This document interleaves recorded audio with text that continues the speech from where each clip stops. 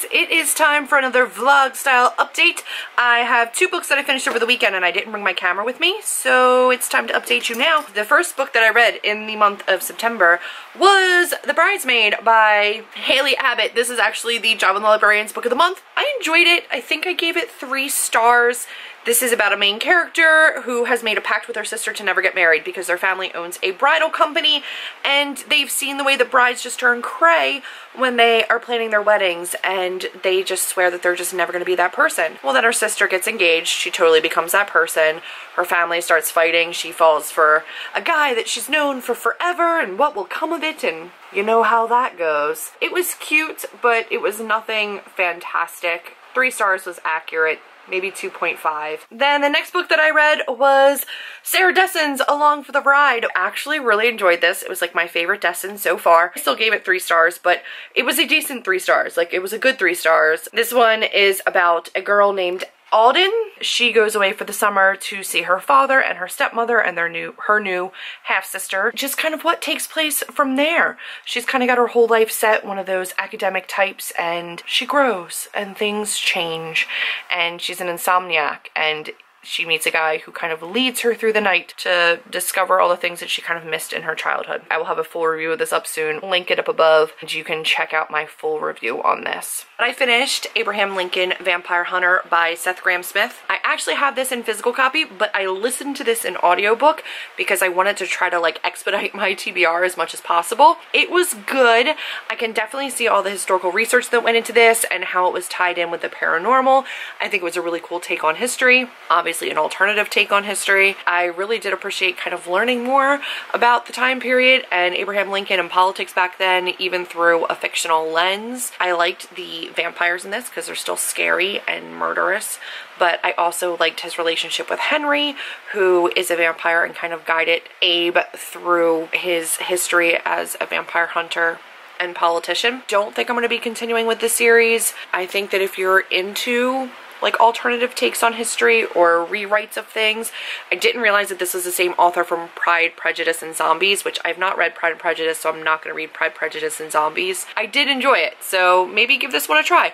And the audiobook for this was actually pretty decent, so if you wanted to try to get the audiobook, I'd say give it a go. I finished the second book of the Sweep series, and I have the first one, so I'm just going to hold this up. But the second one is The Coven, and I finished that. Again, it's like a 5-hour audiobook, and I listened to it at double speed, so like 2.5 hours. I blazed through that, already started the third one, and I'm like 30% of the way through the third one, because they're super addicting. They're really, really quick reads, obviously about witches, and about Morgan, who realizes that she's a blood witch, which means that her family has a history of being witches. Only her parents don't seem very magical. There's a lot of mystery surrounding that and surrounding this new love interest in her life who introduced her to Wicca and who is himself a blood witch, and his mother who's a blood witch. She finds out that she's incredibly powerful, like more powerful than your normal blood witch. So there's a mystery there that's unraveling as she kind of learns the ins and outs of Wicca, and the second one kind of takes it a little step further and creates some drama with her friends, etc., etc. Still a 3-star read. Right now, there's not a ton of meat to the stories, and because they're so short, I feel like things kind of like happen and then wrap up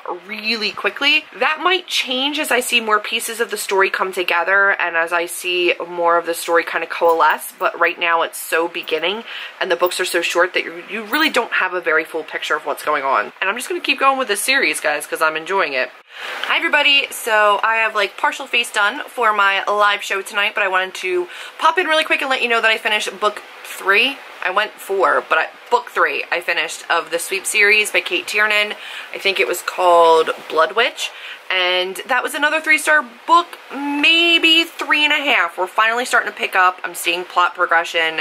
Some things that I kind of anticipated were going to happen have started to happen, so I'm excited to see where things go. Did finish The Fault in Our Stars by John Green, and I think I left the rating at 4 stars, which is what it was at before. I realized that I had a couple of different problems with the book, but nothing that outweighed some of the really beautiful writing. I don't think the entire book had really lyrical, beautiful writing, but there were certain points that were very, very pretty. And it was an overall enjoyable read for me. So I still really enjoyed it. If you want to know more about my thoughts on it, you can check out my Throwback Thursday vlog style wrap up. It is currently raining outside and all I want to do is snuggle up in my bed with a book. But I did finish one last night and I wanted to talk to you guys about it. I finished A Closed and Common Orbit by Becky Chambers. I've got to say, I ended up giving it a 3 out of 5 stars, which was surprising for me because I gave The Long Way to a Small Angry Planet 5 stars. I do think I was probably a little bit unfair with this book because I knew it wasn't going to be the old crew. I knew it wasn't going to be the same as The Long Way to a Small Angry Planet. Maybe should have just left it at The Long Way to a Small Angry Planet. This one follows Lovelace and Pepper struggled to connect with these characters. There is a split perspective between each character. There's also a past and present for one of the characters. Overall, didn't really connect with the storyline of this particular book. However, Becky Chambers' writing is still as diverse and as beautiful and as amazing as it was in The Long Way to a Small and Angry Planet. It was so gorgeous. I loved the conversations that were taking place about gender, about sexuality, about diversity. There's still so much of the beauty that was in The Long Way in A Closed and Common. I just didn't connect to the characters the same way. I wanted to love it so much more than I did. The Next Together by Lauren James, and I'm sorry it's dark in here, but I did finish this. This had been on my TBR for a couple of months now. The sad thing is that this follows Catherine and Matthew through multiple different timelines as they kind of find each other over and over again, but there's a reason that they keep finding each other. They're scientists. There's something weird going on. I liked Catherine and Matthew. I liked their relationship. I loved Catherine's sass. I loved the way that they talked to each other. Catherine, in like all of her lifetimes, is kind of a feminist. She definitely doesn't subscribe to normal gender roles, and Matthew is really sweet and reserved. She's the one that pushes him sometimes out of his comfort zone, and I love that about their relationship. What I thought I was going into was something where there was almost like a reincarnation of a relationship. And instead what I got was very scientific and time travel-y and interdimensionally. I gave it 2 stars because it's just not what I was expecting going into it, and it's not the kind of book that I like. I didn't like the plot, but I loved the characters. On to the next book. A little bit of vlogging goodness. I did finish Heartless by Marissa Meyer, although I listened to this. I did not actually read the physical copy. I'm going to be keeping my physical copy though, because it's one of the Owl Crate exclusive covers, and I love this cover. I didn't love it, but I didn't hate it. I'm not a retellings fan. I also dislike Alice's Adventures in Wonderland. No interest in this in general. But then I found the audiobook. The narrator was phenomenal. It was actually really, really well done, but the unfortunate part is that Kath, our main character, is so deeply unlikable. A lot of people said that Jess, as a love interest, was like so redeeming and made the story totally worth it. And I didn't see that either. I enjoyed it more than I thought I was going to, but I still didn't love it. And then I also finished Our Dark Duet by Victoria Schwab, and I loved it. I knew it was going to break my heart, and it did. I totally cried. I'm sad that this duology is over. I think I rated this 5 stars on Goodreads, but it's probably closer to like a 4.75, 4.5. The beginning of the book felt very disconnected from the middle and end of the book for me, and I don't want to spoil anything, so it's like really hard for me to talk about it. So that's finally done. I finished that series. I have an update for the Sweep series. I finished another book in audiobook. I finished Dark Magic, and that was book number 4. And I gotta admit, I liked this one more than the other ones. We're finally starting to get some action, finally starting to get some main character development, inklings that other characters were not exactly who they seemed for a while now, and it was really irritating me that the main character wasn't understanding that or like seeing it. That all kind of came to fruition in this particular book, and I liked that. The friendship between her and Bree that had broken up because Cal liked Morgan and not Bree, which was ridiculous and really annoyed me to begin with. You can see that it may start to mend itself now, which I can appreciate and I hope does happen, but we'll see how that works. I think I gave that one 4 stars. The rest I think had all been 3 stars, but I'm finally starting to see stuff come together, so I want 4 stars with this last 4th book. I read Sweep, book number 5, and that was called Awakening, and I liked it. That was another 4-star read. I think the last one I also did 4-star. This one was along the same veins. We've got character progression. Things are going well. I'm really, really enjoying it. You basically have more of Morgan realizing that her powers are extraordinary. You have the inclusion of some dark magic elements that you don't know exactly who to trust and who's practicing them and who isn't. Old people that used to be villains are now turning out to maybe be friends.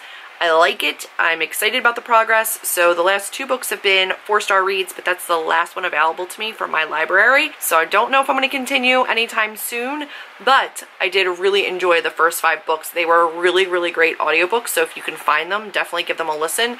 Even if you can find the bind-up of the actual physical books, I think they're a really fun read, and I'm really, really glad that I binge read all of those this month. All the Ugly and Wonderful Things by Bryn Greenwood. I'm going to be buddy reading this with Allie from Hardback Hoarder and Dylan from Dylan the Reader 5. They've both already started it, so I need to jump on this because I don't want to get left behind and I want to be able to talk about it. I am done All the Ugly and Wonderful Things by Bryn Greenwood, and I had some thoughts. Just a few. I don't know at this point if I'm going to do a full review or not. I'm really, really torn on it. Clearly, I have enough ideas to go ahead and do a full review, so let me know if you'd like to know more about what I think about this book. I have not given this an actual star rating yet. Don't know how to do that. This story is deeply disturbing. You have a 24-year-old man and an 8-year-old child. The relationship does not start off sexual. This girl is the daughter of a drug dealer slash cooker. Mother is like mentally not right either, and the girl doesn't talk. She doesn't trust people. She doesn't allow herself to be touched, and she forms a friendship with this guy, and their bond is beautiful until it isn't anymore. You know that it's about a giant age gap of a relationship. You know that going into this. I don't have a problem with their relationship. I don't. Their relationship is actually pretty beautiful. It's twisted, it's dark, it's not right. He's the only person that reliably takes care of her. So yes, the subject matter can be triggering. It's hard. There's abuse, there's drug use, there's horrible parenting, there's a lot of hardship here. The writing in this is actually really beautiful. I liked the writing. However, I had a couple problems. Everybody gets a point of view. There are so many point of view in this, and I don't think that's necessary. I think the story could have been told without that many points of view. My other main issue with this book was the word usage. Now, this is supposed to be set in the late 70s, early 80s through 90s. It's a 2016 release, so still new. The use of the word retard over and over and over and over again. That was really, really difficult for me. Also, one thing that stood out to me very, very clearly was the way that Kellen is talked about. He is American Indian. He's constantly referred to as chief, but like not in a nicknamey way, but like in a derogatory way. He's described as slanty-eyed and flat-faced. And I have a problem with the fact that although I don't see him in this story as a villain, he is portrayed in some lights as a pedophile. To have your villain be the only person of color you see in this book doesn't sit right with me. I was gripped by the plot. I thought the plot was fantastic, even though it is about a very troubling topic. Characters were really well written. Liked the story and the writing. Do I think it's an interesting read? Yes, clearly. I found a lot about this book that stood out to me. Am I glad I read it? Yes. Do I find problems in it? Yes. Do I enjoy it even though I found problems in it?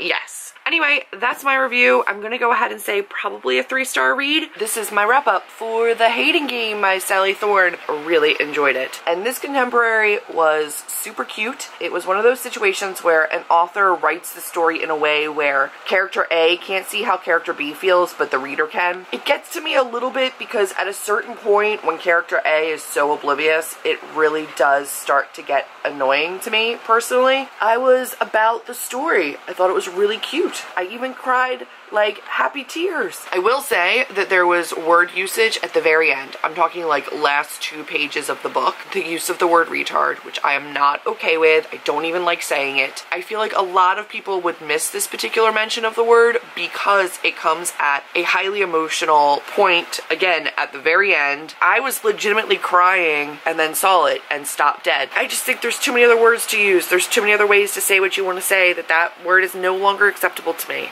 at all, ever. Definitely took me out of the story. a whole bunch right at the end there, and it sucked. I will say it was one and done. It was a character talking about themselves. It was not a reference to other people. I don't think that excuses it. I don't think that makes it any better. I gave it 4 stars. Had a couple books there right back to back. Used the big R word, and I can't handle it. I am here to do my wrap-up of Made You Up by Francesca Zappia. I read this in 2 days, but like 24 hours, and it was so good. I'm having a hard time describing it. Like, I don't know how to review this. I'm giving it 4 stars. It is about our main character, Alex, who is a paranoid schizophrenic at a new school. And then there's like crazy conspiracies, lots of never knowing what's real and what's not. But I flew through it because the writing is gorgeous and the actual story is so cool. Alex meets Miles when she's a kid. She's around 7 or 8.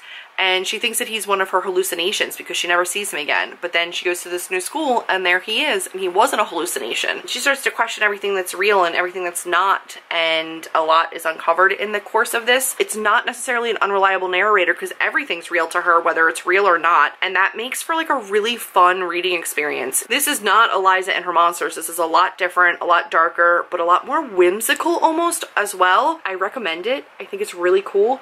I don't know how accurate it is in terms of mental health representation. For me, from the outside, I thought it was really well done. Correct me if I'm wrong, if you know something that I don't. I definitely enjoyed it, gave it a solid 4 stars. Last book of the month is The Kiss of Deception by Mary E. Pearson.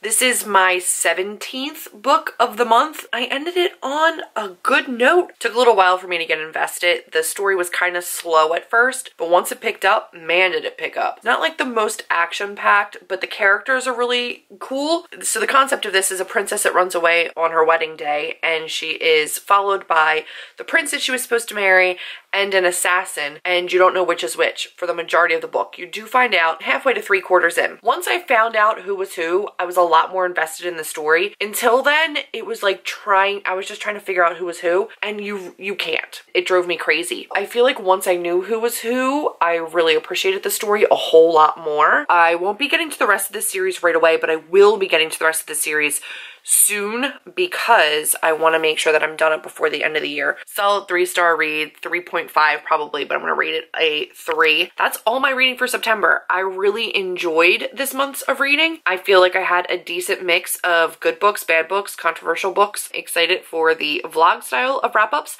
I know they seem long in theory, but I had my prior clip down to 16 minutes, and that was 16 minutes with 16 books. So if I can get it to 16 minutes for 16 books, that's pretty stinking impressive. They're going to be longer because I'm reading a lot. I will also be vlogging my Throwback Thursday. I will be vlogging Spooktober. I'm going to try to vlog week-long readathons from now on. So that is it for my September wrap-up. I hope you guys have enjoyed the books that I have read. I certainly enjoyed reading them. If you guys like this video, be sure to give me a big thumbs up, click subscribe, and I will see all of you in my next video. Bye, guys.